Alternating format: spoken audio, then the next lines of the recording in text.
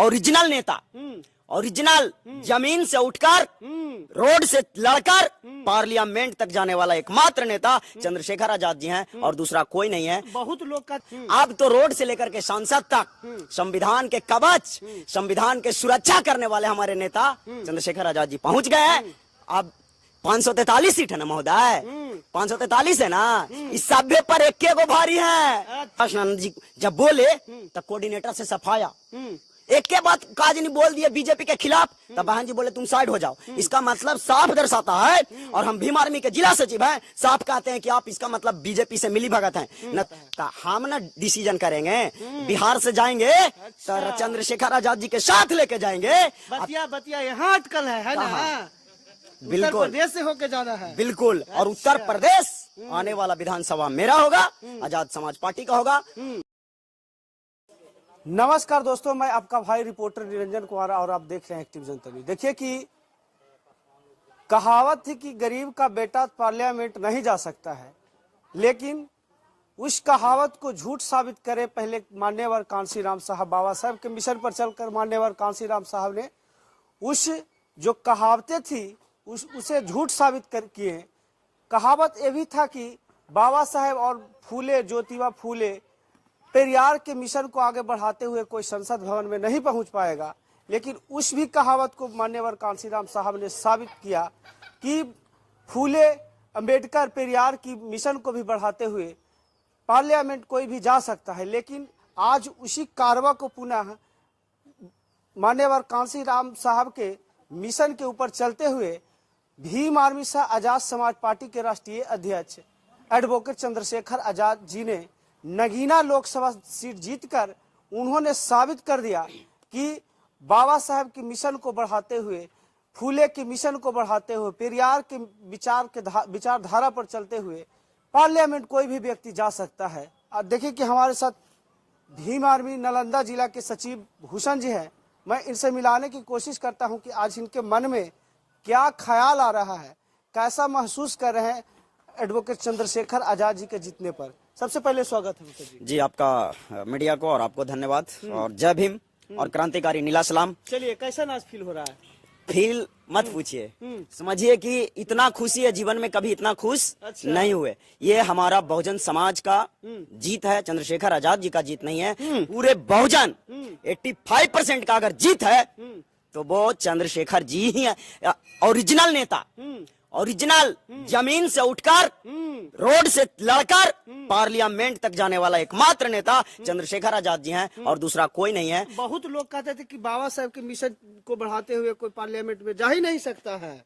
बाबा साहब के मिशन को बढ़ाने वाले हमारे बहुजन महानायक जो थे वो बहुजन महानायक कांशीराम जी थे, और अगर कांशीराम जी के कारवा को कोई आगे लेकर के जा रहा है तो वो एकमात्र नेता चंद्रशेखर आजाद जी हैं, भीम आर्मी है। इस इंडिया में एक दिन हम राज करेंगे। कांशीराम साहब के पार्टी तो बहुजन समाज पार्टी है। आप देख लीजिए ना, रिजल्ट देख लीजिए कितना वोट हासिल किया है बसपा।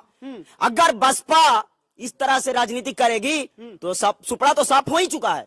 इनका अस्तित्व बहन जी को कोई जानने वाला, आकाश आनंद को कोई जानने वाला भी नहीं मिलेगा इस भारत की धरती पर। अगर वो जान रहा है, पहचान रहा है, तो वो एकमात्र नेता बहुजन नायक कांशीराम जी का देन के कारण आज बहन जी को जान रहा है, नहीं कि उनको वो क्या किए हैं। 4 बार अगर मुख्यमंत्री भी रहे बहन जी तो कांशीराम साहब का देन के कारण, 85 की लड़ाई लड़ने के कारण अभी मनुवाद की लड़ाई में शामिल हो गए हैं। मुझे नहीं लगता कि बहुजन की असली नेता बहन जी हैं। बिल्कुल नहीं, ये साबित कर दिया लोकसभा में। रोड से उठकर एकमात्र नेता चंद्रशेखर आजाद जी, जमीन हम लोग बिहार से, एक गांव से उठकर एक छोटा सा मास्टर का बेटा साबित किया कि दिल्ली मेरा है, लोकतंत्र है देश में। और जब भीम आर्मी है तो समझ लीजिए कि किसी का माँ का इतना दूध नहीं पिलाया जो संविधान पे आँच आ जाएगा। अब तो रोड से लेकर के सांसद तक संविधान के कवच, संविधान के सुरक्षा करने वाले हमारे नेता चंद्रशेखर आजाद जी पहुंच गए हैं। अब 543 सीट है ना महोदय, 543 है ना, इस सभ्य पर एक को भारी है। अच्छा, ये बात है। कैसे? जहाँ भी हत्या होता है, बहुजनों पे छोटी छोटी बेटियां को रेप होता है, अच्छा। तो कोई है लड़ने वाला, कोई नेता है जो रोड पर संघर्ष किया, जेल गया, 16 महीना जेल गए, लाठियां बरसाई गई। इनको समाप्त करने का बहुत तरह का साजिश किया गया है। गोली चला, बोल तो रहे गोली चला, हजारों लाठियां से मारा गया हमारे नेता आदरणीय चंद्रशेखर आजाद जी का। बड़े भाई चंद्रशेखर आजाद जी को जब गोली से भी मारा गया, तो ये भाजपा और आरएसएस के लोग को सोच लेना चाहिए कि संविधान खतरा में नहीं है, अब तुम खतरा में हो। भाजपा और आरएसएस 2000 जो आने वाला विधानसभा चुनाव होगा उत्तर प्रदेश और बिहार से सफाया, एकदम टाइट सफा कर दीजिए। सफा संगठन के बल पर आजाद समाज पार्टी करेगी। और केतली हमारा है, मोदी जी अलविदा हो जाए। ये तो केतली आपका तब हाथी किनका है? हाथी नाम का होता है, हाथी अब नाम करा गया, काम का हाथी नहीं रहा। देखिए, अगर हम सोच ले कि बहुजन समाज का नेता आज हाथी है, तो बहन जी क्यों नहीं रोड पर संघर्ष किया? आकाश आनंद जी जब बोले तो कोऑर्डिनेटर से सफाया, एक के बाद काज नहीं बोल दिए बीजेपी के खिलाफ, तब बहन जी बोले तुम साइड हो जाओ। इसका मतलब साफ दर्शाता है, और हम भीम आर्मी के जिला सचिव हैं, साफ कहते हैं कि आप इसका मतलब बीजेपी से मिली भगत हैं, न चुनाव लड़ते हैं न लड़ने देते हैं। लेकिन फिर भी भीम आर्मी को अब सब लोग 85% लोग जान गया है कि ओरिजिनल जो पार्टी है, भारत का एकमात्र आने वाला 85 का जो बात करेगा, 85% का विधायक, एमएलए, एमपी बनाने वाला जो होगा वो आजाद समाज पार्टी होगा, दूसरा कोई पार्टी। क्या भविष्य में बहन जी से मिलकर काम किया जाएगा? देखिए, बहन जी मिलते हैं तो उनको हम स्वागत करते हैं, हमारे लिए आदरणीय हैं, आयरन लेडी थी है, मैं उनका दिल में रहेगा, इसके लिए कोई नहीं है, क्योंकि खून तो मेरा ही है ना। बहन जी किसका खून है? मेरा खून है।